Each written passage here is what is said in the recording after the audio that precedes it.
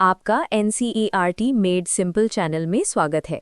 नमस्कार, आज हम NCERT कक्षा 12 अंग्रेजी से लिया गया अध्याय कवि और पैनकेक का पॉडकास्ट सुनने वाले हैं और चलते हैं भारतीय सिनेमा के शुरुआती दिनों की एक बहुत ही अनोखी दुनिया में। हाँ, बिल्कुल। हमारे पास है अशोक मित्रन की किताब माई ईयर्स विद बॉस।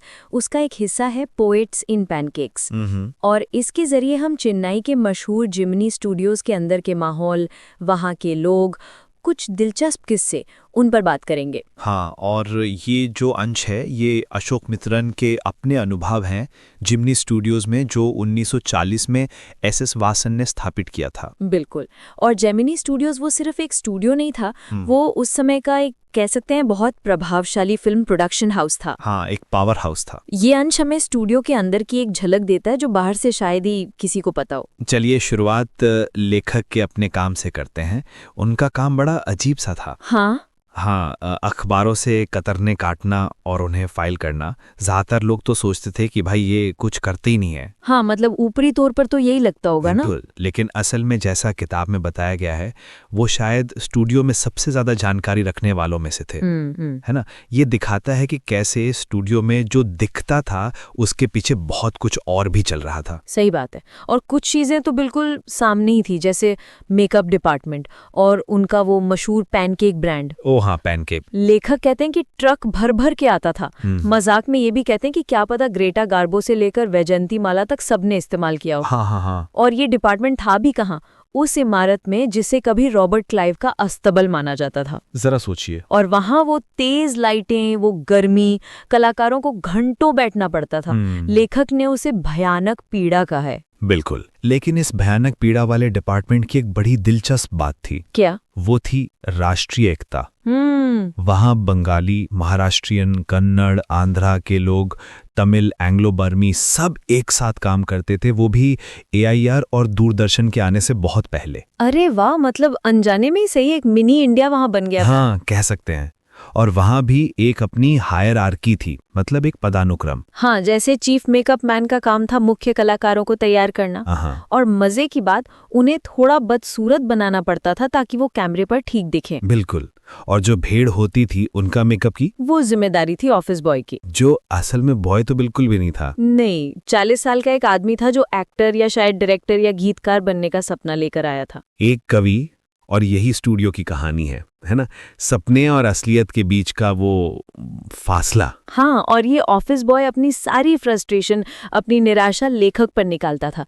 उसे लगता था कि उसकी प्रतिभा यहाँ इन लोगों के बीच बर्बाद हो रही है। और वो इसके लिए किसको दोषी मानता था? कोथामंगलम सुब्बू को। आगे हम सुब्बू पर आ रहे हैं। स्टूडियो में नंबर 2 की हैसियत। हाँ, सुब्बू वो एक बड़ा दिलचस्प किरदार है।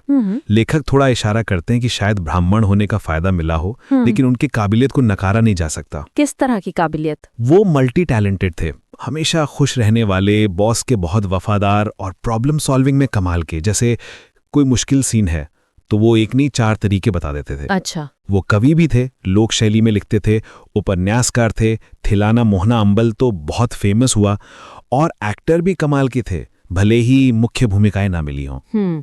तो प्रतिभा भी थी और शायद सही जगह पर होना भी। हाँ, दोनों बातें। और सुब्बू स्टोरी डिपार्टमेंट का भी हिस्सा थे, जहां लेखक और कवियों के अलावा एक वकील साहब भी थे। हाँ, वो वकील जिन्हें सब उल्टा कहते थे। उनका वो किस्सा बड़ा मशहूर है। कौन सा? उन्होंने एक बार एक बहुत नामी एक्ट्रेस जो गुस्से में कुछ बोल रही थी सेट पर, उनकी आवाज चुपके से रिकॉर्ड कर ली और फिर उन्हें ही सुना दी। अरे बाप रे, फिर क्या हुआ? वो एक्ट्रेस इतनी डर गई, इतनी सहम गई कि उनका करियर ही लगभग खत्म हो गया, अनजाने में ही सही। कमाल है। और विडंबना देखिए, जब बॉस ने आखिरकार स्टोरी डिपार्टमेंट को बंद करने का फैसला किया। हाँ। तो शायद इतिहास में पहली बार हुआ होगा कि कवियों के घर जाने की वजह से एक वकील की नौकरी चली गई। क्या बात है।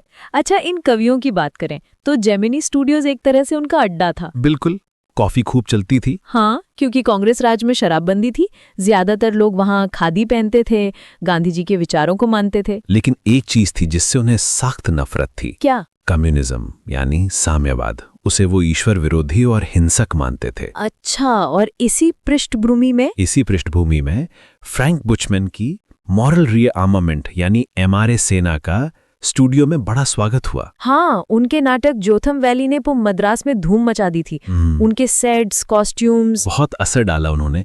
कई तमिल नाटकों ने तो उनके स्टाइल की नकल भी शुरू कर दी थी। लेखक को बाद में पता चला कि ये एमआरए असल में एक अंतर्राष्ट्रीय साम्यवाद विरोधी आंदोलन था। हाँ, और शायद वासन जैसे बॉस अनजाने में ही उनके हाथों खेल रहे थे, या कहिए कि उनके एजेंडा को सपोर्ट कर रहे थे। और फिर एक और मेहमान आए, एक अंग्रेज, स्टीफन स्पेंडर। हाँ, जिनका आना एक पहेली बन गया। किसी को समझ ही नहीं आया कि वो कवि हैं, संपादक हैं या यहाँ कर क्या रहे हैं। बॉस ने लंबा भाषण भी दिया, पर सब हमा में। उनकी यात्रा एक अनसुलझा रहस्य बनी रही सालों तक। बिल्कुल। फिर सालों बाद लेखक ब्रिटिश काउंसिल लाइब्रेरी गए, वहां एक पत्रिका देखी, दी एनकाउंटर, और उसके एडिटर का नाम स्टीफन स्पेंडर। हाँ। लेखक चौंक गए। हाँ। फिर किस्मत देखिए, सड़क किनारे 50 पैसे में एक किताब मिली, द गॉड दैट फेल्ड। आहा। वही किताब जिसमें 6 लेखकों ने साम्यवाद से अपने मोहभंग की कहानी लिखी थी। आहा। आंद्रे जिड, रिचर्ड राइट, और उनमें से एक थे स्टीफन स्पेंडर। तब जाके लेखक को पूरी बात समझ आई। हाँ, कि बॉस वासन की दिलचस्पी स्पेंडर की कविताओं में उतनी नहीं थी जितनी उनके असफल ईश्वर यानी साम्यवाद विरोध में थी। बिल्कुल। स्पेंडर का जेमिनी स्टूडियोज आना वो स्टूडियो की अंदरूनी राजनीति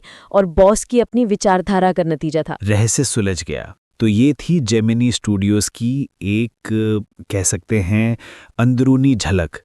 पैनकेक मेकअप से लेकर कवियों की महफिल तक, ऑफिस बॉय की कुंठा, सुब्बू की बहुमुखी प्रतिभा, एमआरए के नाटकों का असर और स्टीफन स्पेंडर का वो रहस्यमयी दौरा। एक ऐसी जगह जहां कला, महत्वाकांक्षा, राजनीति, निराशा, विचारधाराएं सब कुछ एक साथ पक रहा था। सही कहा है कि जो जगह रचनात्मक कहलाती हैं वो सिर्फ पर्दे पर दिखने वाली कला या मनोरंजन से कहीं ज्यादा गहरी होती हैं।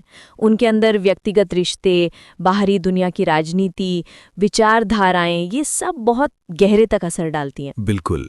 जेमिनी स्टूडियोज अपनी सारी अजीब बातों के बावजूद सिर्फ फिल्में नहीं बना रहा था। वो भारतीय सिनेमा और समाज के एक बहुत ही महत्वपूर्ण दौर का आईना था। एक ऐसी दुनिया जिसके किस्से आज भी हमें हैरान करते हैं। अगर आपको ये वीडियो अच्छा लगा तो हमारे चैनल को सब्सक्राइब करना ना भूलें।